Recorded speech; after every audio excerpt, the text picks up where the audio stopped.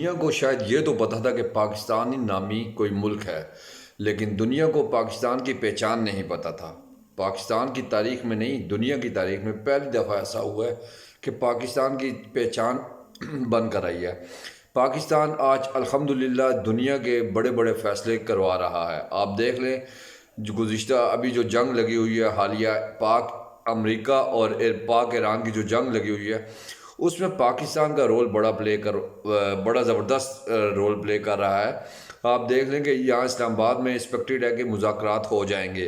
अब इसी सनसनीखेज़ मुज़ाकरात का ये टाइम जा रहा है, तो इसी हमारे जो पड़ोसी मुल्क हैं ये शरारत करने के लिए मतलब काफ़ी बेचैन है। एक तरफ तो वो गोदी मीडिया, जो नरेंद्र मोदी का गोदी मीडिया है, वो उसके ऊपर मतलब बहुत ज़्यादा से सख्ती से बातचीत कर रहा है कि आपकी नालायकी है, आपकी फॉरेन पॉलिसी कहाँ है, पाकिस्तान नंबर ले गया है। कभी वो पाकिस्तान को भीख मंगा कहते थे, कभी क्या कहते थे, लेकिन ये सारा कुछ देने वाला अल्लाह ताला की ज़ात है। आज पाकिस्तान जिस मुकाम पे खड़ा है, दुनिया उसको एहतराम से देख रही है।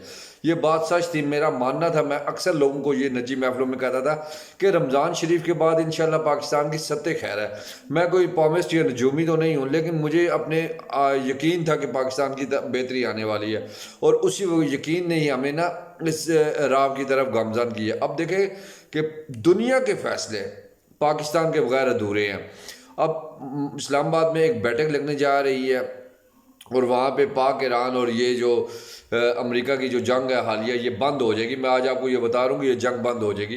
इसी सिलसिले में हमारे जो पड़ोसी हैं इंडियन मीडिया, वो बड़ा मतलब इस वक्त क्या कह सकते हैं कि उसकी मेरे पास वो अल्फाज नहीं है, या वो अल्फाज मैं लेना नहीं चाहता। तो आप सुनिए ज़रा इनके, ये कभी पाकिस्तान की तारीफ़ करते हैं तो कभी पाकिस्तान को क्या कहते हैं, समझ नहीं आ रहा है। ये बिल्कुल बावले हुए हैं, पागल हुए हैं।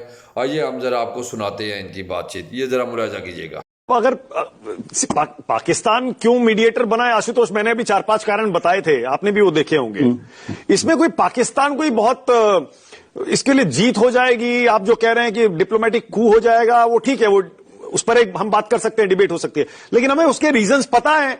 ईरान का वो पड़ोसी है, लंबी चौड़ी सीमा है ईरान के साथ, यूएस के साथ रिश्ते भी रखता है, यूएस का कोई सैन्य बेस अपने यहां बनने नहीं देता है, सऊदी अरब से अकॉर्ड भी करता है, फिर खाड़ी देशों से ओआईसी में उसके अच्छे रिश्ते भी हैं, सबसे अच्छे रिश्ते हैं, शिया आबादी वहां पर है इतनी बड़ी, और इसीलिए वो मीडिएटर बना है, ऑब्वियस है। नहीं, देखिए, ये हमको जो अपने पूर्वाग्रह पाकिस्तान को लेके उसको किनारे रखना चाहिए और ध्यान से देखना चाहिए। ये भूमिका दरअसल भारत को निभानी चाहिए थी। पीट रहे हैं, ये इस वक्त पीट रहे हैं। पुराने रिश्ते रहे और बहुत अच्छे रिश्ते रहे। हमारे रिश्ते इजराइल से भी पिछले दिनों बहुत अच्छे हुए हैं। हमने अमेरिका से भी अपने रिश्तों को बेहतर किया, डिस्पाइट ट्रंप जिस तरीके से बदतमीजी कर रहा है। ट्रंप ने पूरी दुनिया में इनको जलील किया है। मामले में इक्वी डिस्टेंस मेंटेन करता, तो यह भूमिका भारत की होती और भारत की जो मीडिएशन होता वो ज्यादा क्रेडिबल होता। जहां तक पाकिस्तान का प्रश्न, सवाल यह नहीं कि पाकिस्तान क्यों कर रहा है, सवाल यह कि पाकिस्तान ने वो इनिशिएटिव तुर्की और इजिप्ट के साथ साथ कतर के साथ वो इनिशिएटिव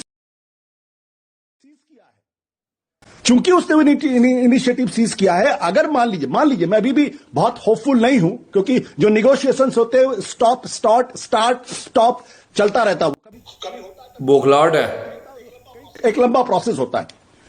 अगर वो इस मीडिएशन में, इस क्राइसिस को खत्म करने में अगर वो कामयाब होता है, तो आप सोचिए कि ग्लोबल लेवल पे पाकिस्तान का स्टेचर कितना बड़ा। इंशाल्लाह। हम जिस देश को एक आतंकवाद देश बता रहे हैं, रोग स्टेट बता रहे हैं, फेल्ड स्टेट बता रहे हैं, और जो है वो इकोनॉमिकली बैंकरप्ट स्टेट है, जो आतंकवादियों को एक्सपोर्ट करता है, वो आज इस यहां से ये अंदाजा हो रहा है कि इनकी किस कदर इनको नीचे से आग लगी हुई है, जली हुई है। उनकी जो प्राइम मिनिस्टर है वो मसूद पेजेस्कियान से सीधे बात कर रहे हैं, इशाक डार सीधे विटकाप से बात कर रहे हैं। अल्हम्दुलिल्लाह दुनिया हमें पहचानती है भाई। जो फॉरेन मिनिस्टर हैं और जो इजिप्ट के फॉरेन मिनिस्टर हैं और कतर के जो फॉरेन मिनिस्टर, वो इसमें इन्वॉल्व हैं, क्योंकि सबको मालूम है कि ये 73 से भी बड़ा एनर्जी क्राइसिस पूरी दुनिया में है, और दुनिया का कोई भी देश इससे छूता नहीं रहेगा। अगर ये क्राइसिस बढ़ेगी तो पूरी दुनिया डूबेगी। इसलिए और अमेरिका भी नहीं बचेगा। और आज इंडिया का यही हाल है कि 1 लीटर पेट्रोल के लिए बड़ी लंबी लंबी लाइनें लगी हुई। उसका व्यवहारिक पक्ष है। हमारे अपने पूर्वाग्रह पाकिस्तान को लेकर है, पाकिस्तान एक रोग स्टेट है, इसमें मुझे कोई संदेह नहीं। ईरान ने अपने समय में आतंकवादी संगठनों को प्रश्रय दिया, इसमें भी कोई संदेह नहीं। लेकिन इस वॉर में ईरान विक्टिम है, उसने वॉर शुरू नहीं किया। ये वॉर अमेरिका और इजराइल ने शुरू किया, और तब शुरू किया जब ईरान पूरी तरीके से अमेरिका की असल तो मोदी ने इनको मरवा दिया, इंडियन को जलील हो गया पूरी दुनिया में। मैं कह रहा हूं कि भारत जो मॉरल लीडरशिप ले सकता था, वो मॉरल लीडरशिप भारत लेने से भारत के नसीब में ही नहीं है। पाकिस्तान ने भी कैसे तलवार की धार पर चलकर ये बैलेंस बनाया आशुतोष, ये हम भी देख रहे हैं कैसे वो अमेरिका को भी खुश रखते हैं, फिर ईरान पर हुए हमले की बस एक बयान जारी करके निंदा भी कर देते हैं। वो सबने देखा है कि किस तरह उनको बैलेंस बनाकर चलना पड़ता है। खाड़ी देशों के साथ भी है, ईरान के साथ भी है, अमेरिका के साथ भी है। नहीं, मैं ये सिर्फ इसलिए कह रहा हूं, और जैसे मैंने 4-5 कारण बताए, मैं ये कह रहा हूं, उसकी ज्योग्राफी है, उसकी पॉपुलेशन है, जिसकी वजह से उसको जी माना ग्लोबल डिप्लोमेसी तलवार की धार पर चलने जैसा होता है। कम से कम पाकिस्तान ने इतनी हिम्मत तो दिखाई कि अमेरिका का पिट्ठू होने के बावजूद भी तारीफ भी करते हैं और बातें भी सुनाते हैं। यार हमने क्यों नहीं की? हमारे ऊपर क्या दबाव? हम क्यों चुप रह गए? हम भी तो कर सकते थे।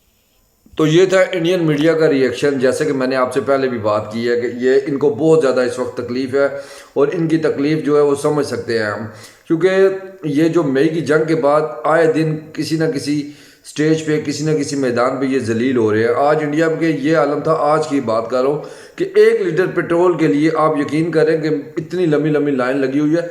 और ये अमेरिका और ईरान की जो जंग हुई है, इसमें जो सबसे ज़्यादा जो एनर्जी बुरान में मुतासर हुआ है वो इंडिया है, क्योंकि इंडिया की गलत पॉलिसियों की वजह से ये नरेंद्र मोदी जहाँ भी गया है जलील हुआ है। और अब इनके ये लोग हैं, इनको समझ नहीं लगती कि पाकिस्तान की तारीफ़ करें या पाकिस्तान की को बुरा भला करें।